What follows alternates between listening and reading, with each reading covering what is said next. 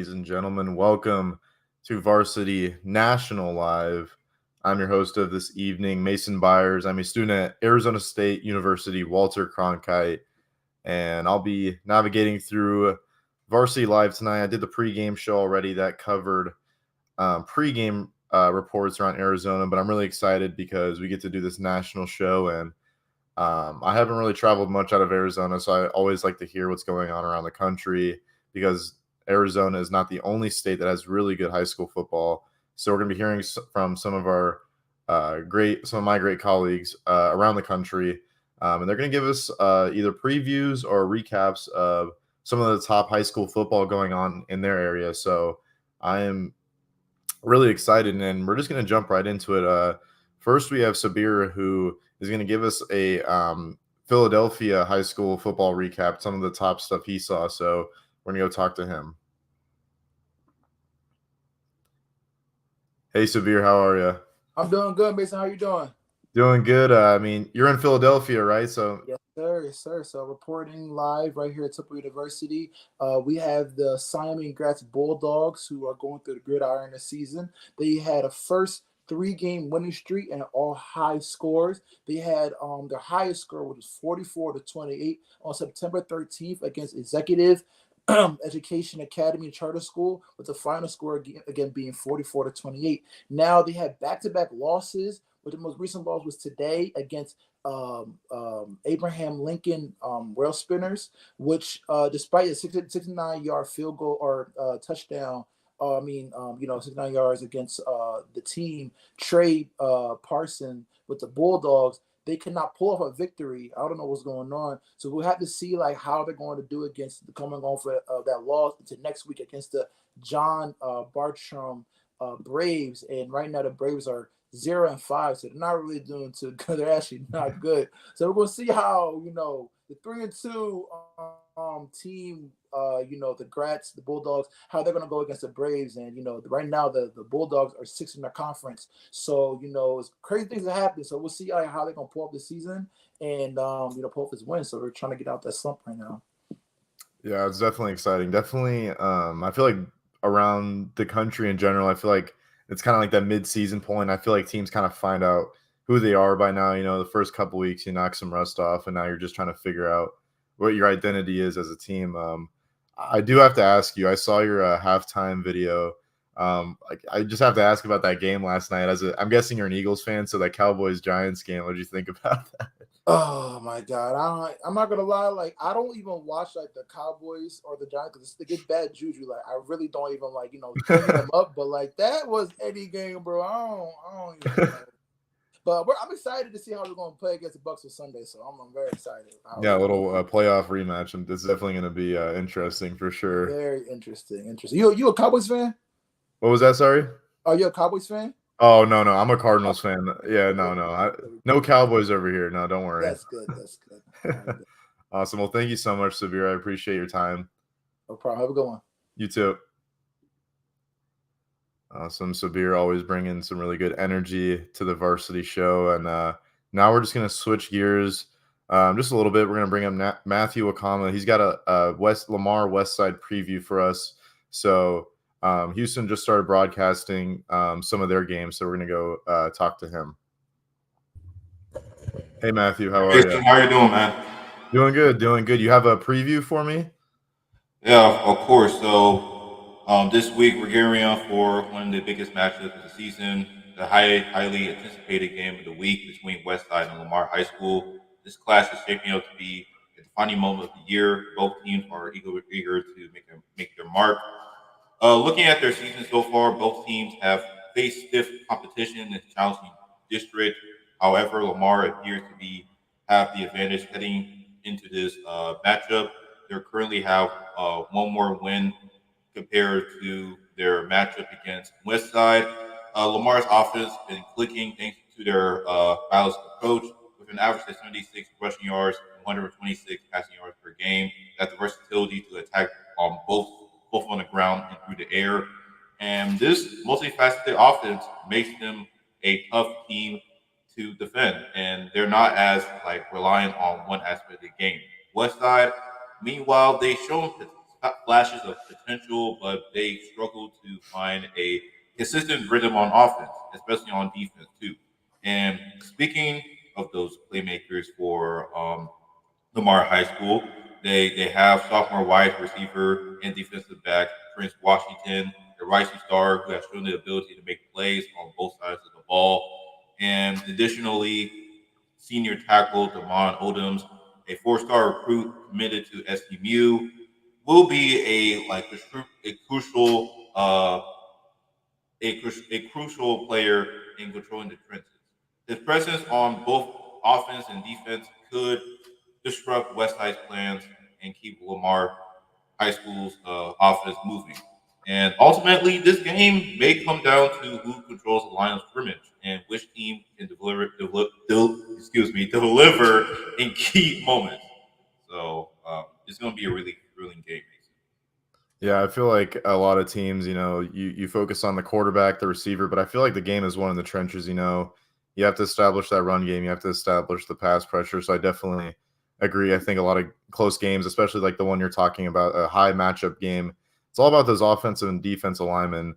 And this is going to be the second game you guys are broadcasting in Houston, correct? Yes, sir. Awesome. How was that first week for you guys?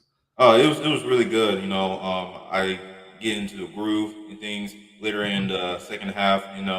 And of course we had some technical difficulties during the first half, but during the second half it was rolling well. So hopefully we can get the broadcast going all throughout the game, this coming game tomorrow. Awesome. Awesome. Well, I appreciate your time, Matthew, and good luck on that broadcast. Okay. All right, appreciate it, man. Yeah, thank you. Have a good night. Awesome. So that was Matthew Wakama there in that Houston area. Definitely a lot of great football being played. Texas, one of those major pipelines that colleges like to go after. And speaking of colleges, we're going to go to one of the biggest college states in America. We're going to talk to Reese English, who has got us at Alabama high school football recap. And we got to go ask what's going on over there. All right, Hey, Mason, Reese, how what's are going you? on, man? How are you? Good. Big football, high school football games going on in Alabama. There's a big one here down in actually Tuscaloosa, Alabama. Central High School just took on Gardendale at home here in Tuscaloosa. It's one of the bigger games of the state this week. The attendance wasn't too crazy this week. It was only about hundreds to like a 300s amount of people there. So it wasn't too crazy, but the weather these past few days have been because of the hurricane over here on the east side of the nation. There's been a hurricane coming through. So it was a little soggy, a little muggy out. Early on, Gardendale had a decent lead. At the end of the first quarter, they had a 17-point lead. Central didn't even have an opportunity to score, really. The offense was really slow starting out. Ryan McPherson, actually, I don't know if you know the Bengals kicker, McPherson. Yeah. I don't know if they're related or anything like that. But number 39, Ryan, he had a 20-yard field goal to get the Gardendale to really kickstart their drive. And then soon enough, Tyler Buford got a 10-yard rushing touchdown for Gardendale. And I think just the offense for Central was just really slow. Their star players, Travion Hall and Bishop, the wide receiver, their best wide receiver, number 1, they really didn't get anything going. Their quarterback, who's a sophomore, he's really young. He is still kind of learning the offense for Coach Pippen. Coach Pippen he's been with the team for a couple years now, and he's really easing into the offense. They started out 3-0, and Gardendale has been a pretty tough opponent in the near future, or the past. Excuse me. So Gardendale, they got to a groove, 17-0, and it got to the point in the second quarter where they were up 20-0. Until finally Central scored their first touchdown in the second quarter, late in the second quarter. So they were down 20-7 entering the second half, and it was pretty rough for Central at that point. I heard news from the principal that it just wasn't looking good from them, and it just wasn't really where they wanted to be at that point. So Coach Pippen got them into the groove. By the third quarter, they really got their jam going. James Freeman got a long run there in the third quarter, and he got to the point where they were like really feeling themselves, and they finally scored with Jalen Powell with a 13-yard completed touchdown pass from Travion Hall for 13 yards, and that was really what got them going. Late in the game, it got to the point where Gardendale was up 27-14, and it got to the point where they were losing hope at that point. late in the fourth quarter, and then it got to where Central really started to kick a gear, and they got 2 scores really quick late in the game. Their first score was a 70-yard completed touchdown pass. It was in the fourth quarter with about 2 minutes to go, and then I think they onside kick, and they got the ball back, and then they got another large touchdown or a large gain for 43 yards, and then they finally pushed it in with Amir White. And on the defensive side, the principal told me that Shung Keith Turner, for her, was the player of the game, and it really they ultimately lost the game 33-28, but it was a breather there late on their return towards the end of the game, and hopefully that Central team can turn it around by Coach Pippen. I've been really covering them recently, and they're really a fun team to watch. It's something to really take your time to attend their games, and it's a super fun time always. Yeah, I mean, I like how you mentioned that, they have a sophomore quarterback. I feel like, maybe like 5-10 years ago, you weren't really seeing a lot of underclassmen playing that quarterback position for varsity, but I feel like lately, like, teams are starting to put their trust in those underclassmen. Just because they're an underclassman doesn't mean that they can play football. But I mean, that sounds like a crazy game. I mean, I feel like high school and all types of like college, like those are the games where like no lead is safe, I feel like. So I think it's always cool that there's like really close games and teams don't give up and things like that. And I have to ask you, I know are you from Alabama? No, I'm originally from Atlanta, so this game this weekend is it's a heart and soul for me. It's touching the heart. So did you grow up a Georgia fan? No, so I grew up an Ohio State fan. I was born in Ohio, actually. So I've been touching grass everywhere where winning is. College football just in your bloodstream. This has to be. Yeah. So I don't really look at losing too lightly. So it's going to be a fun one tomorrow. And I'm managing my time, making sure I've got time for everything. And the thing about Central is they're right in Tuscaloosa. So right down the road, it's the heart and soul for high school football in Tuscaloosa. And so when I look at Central, I look at like where the passion is. And so I really do like my time whenever I get the chance to watch high school football here in Tuscaloosa, because Central, it just speaks home to me. It's coming from Atlanta, and this week is such a moment to remember, in my opinion. Yeah, definitely. I feel like any state always has those football towns where you talk to anyone and they know everyone on the high school team. They know everyone who knows everyone. I think that's really cool, and I'm glad you were able to cover them, and I really appreciate your time. And I know it's a little late over there, so I appreciate your time. Okay. It's been good. I appreciate your time, Mason. Awesome. Have a great rest of your night. Okay. You too, man. All right. Thank you. Awesome. That was Reese English. He was covering Alabama, a student at Alabama. So really awesome to see. Obviously, Alabama known for their college athletics, but it's really cool to see that in Tuscaloosa, it's not just the college teams that are the ones getting the attention. It's the high school teams, the kids that put in the work every day, the teachers, the students, the coaches that always put in the effort every day. And I think that's really awesome to see. And I think it's really cool that Reese gets to cover them, and seems like he is having a lot of fun over there. So definitely exciting stuff going on around the nation. We're going to cut to a very quick commercial break, and then we'll be right back in just a short moment. Hi, this is Kaylee Sumner with Varsity Sports Show, and I'm going to be talking about Arizona Christian Honors West Valley High School basketball team during championships. Arizona Christian men's basketball team faced St. Catherine's out of California at home Friday at 6 p.m. in the first round of the NAIA tournament. It is the second year in a row that the ACU is hosting the first 2 rounds at home. At 3 p.m. on Friday, the winning scores against the 2 teams, Antelope Valley of California scored 26 out of 4, or 26 and 4. They played against Indiana Heritage, which was 21 and 9. So that's the score that they got for the game. Followed by ACU, they scored 23 out of 7 against St. Catherine's 23 to 8. Thank you so much for having me. This is Kaylee Sumner with Varsity Sports Show, out. Awesome. Great job there by Kaylee. And she's a high school student at Canyon View, so always does a great job. We appreciate the work she does. And for our national viewers, I think we're just waiting on one more, Jameer. I think he actually might be here. So we're going to bring Jameer up. He's covering Indianapolis, some high school football over there. So, again, another region that we haven't covered tonight. So I'm really excited to see what's going on over there. Let's see. Hey, Jameer, how are you? Hey, how you doing, Mason? Can you see me? It's like Oh, I think it's disconnected. Let's see. Let me try one more time. I can hear you, but I can't see you. yeah, I don't know what it is. Like it's not letting my camera connect.